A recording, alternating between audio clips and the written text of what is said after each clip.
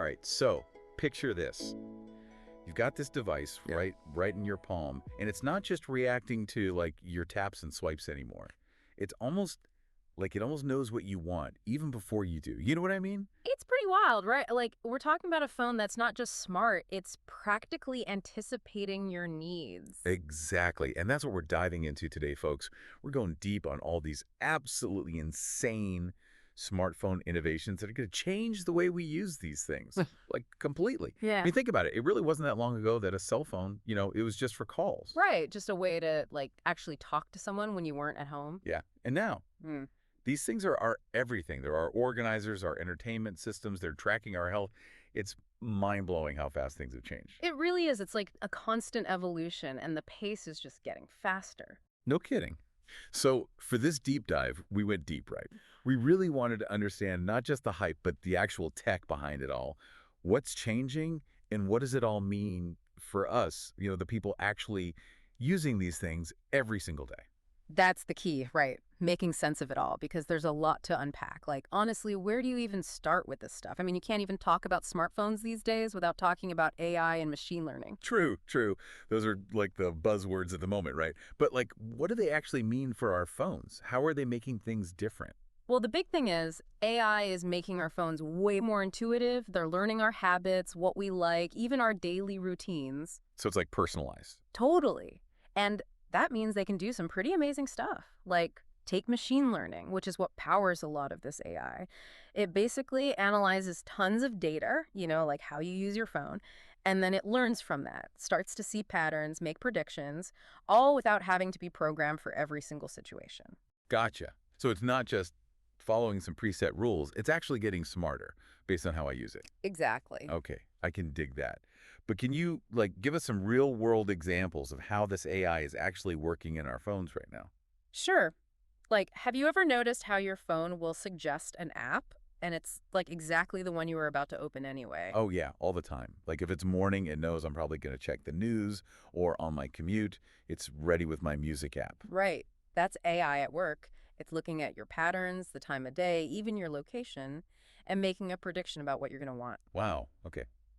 It's like a little mind reader in my pocket. Kind of, yeah. And then there are things like personalized recommendations, for restaurants, music, news articles, all based on what the AI has learned about your tastes. So it's not just like random suggestions, it's actually tailored to me. That's pretty cool. Yeah, and this is just the beginning. We're moving towards a world where our phones will actually understand what we need, even before we ask. Wait, seriously? Yeah. Like how? So, think about this. You've got a meeting across town, right? And your phone sees that there's a traffic jam on your usual route. It could actually suggest you leave earlier, even find you a different route, all before you even realize there's a problem. No way. Yeah, it's about anticipating our needs, not just reacting to our commands. And this is going to get even crazier. Imagine phones that learn our cognitive patterns. They might start filtering information in ways we don't even realize, tailoring our entire digital experience. Whoa. That's a little a little freaky, but also kind of awesome. Right. It's definitely a whole new world. So it's like our phones are becoming like our digital partners or something. In a way, yeah. They're learning, adapting, becoming more and more integrated into our lives. So we've talked about all the smarts inside these phones, but what about the outside? I mean, they're looking pretty different these days too, right? Oh, yeah, for sure. Remember flip phones? Yeah, those were so cool back in the day. Well, get ready for a comeback because foldable phones are here. Foldable phones. Like the whole screen bends. The whole screen. We're talking devices like the Samsung Galaxy Fold, the Huawei Mate X. They're basically like tablets that fold up into phone-sized packages. So it's like having the best of both worlds. Yeah. You get the big screen when you need it, but it still fits in your pocket. Exactly. It's all about versatility. You want to watch a movie, unfold it, get that big screen experience, need to send a quick text, fold it up, easy peasy. I can see that being super handy for like reading, watching videos, maybe even working on stuff. Absolutely. Multitasking on a foldable phone is a game changer. You can have multiple apps open, side by side, no problem. Okay, so foldable screens, that's one big change. But then there's all this talk about 5G. What's the deal with that?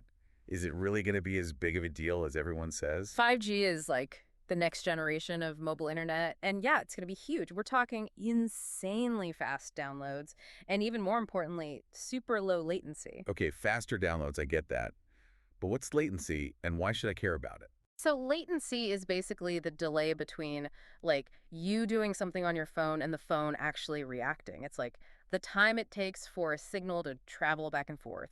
With 5G, that delay is practically gone. It's measured in milliseconds. So it's like instant. Pretty much. And that Yeah. makes a huge difference for like everything. Think about video calls, online gaming, even things like augmented reality where you need real-time feedback. So 5G makes everything smoother, more responsive. Exactly. Imagine downloading a movie in seconds.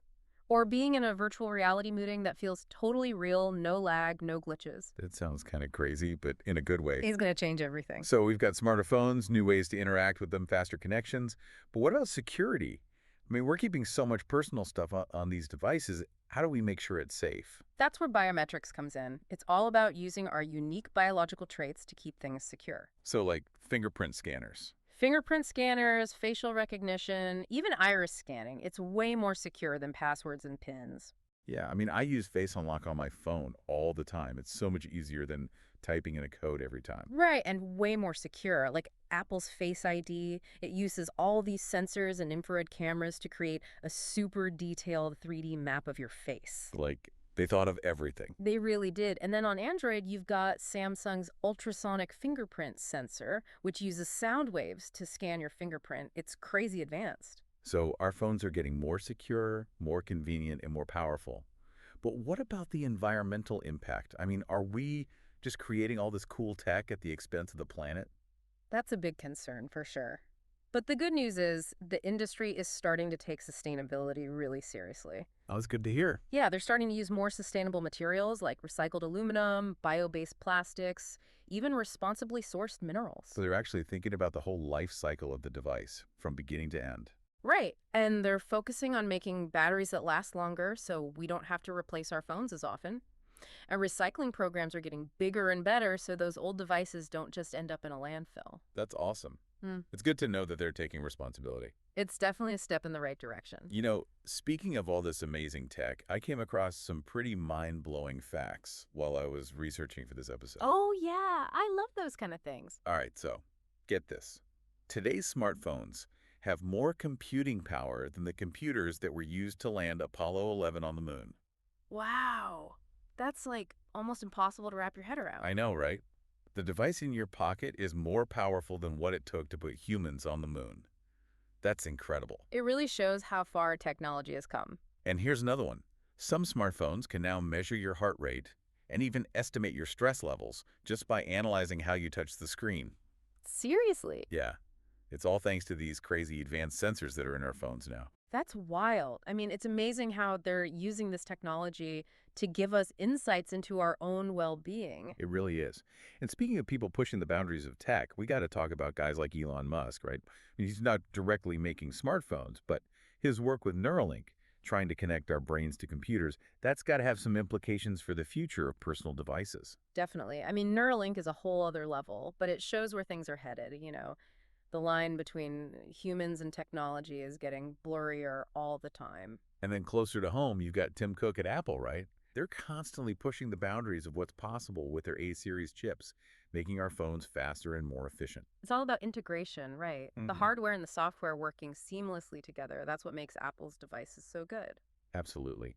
So to bring it all back to you, the listener, all these innovations we've been talking about, they're not just about making our phones cooler or faster. They're changing how we interact with technology, with the world around us. Yeah, it's about making our lives easier, more connected, more informed. It's about having tools that are truly intuitive, that understand our needs, that help us be more productive, more creative, more connected to the people and things that matter to us. It's about the future, really. Exactly. And that future is looking pretty amazing.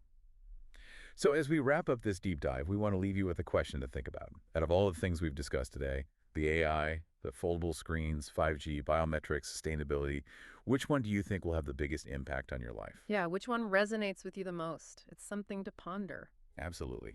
Keep exploring, stay curious, and we'll catch you next time for another deep dive into the world of tech.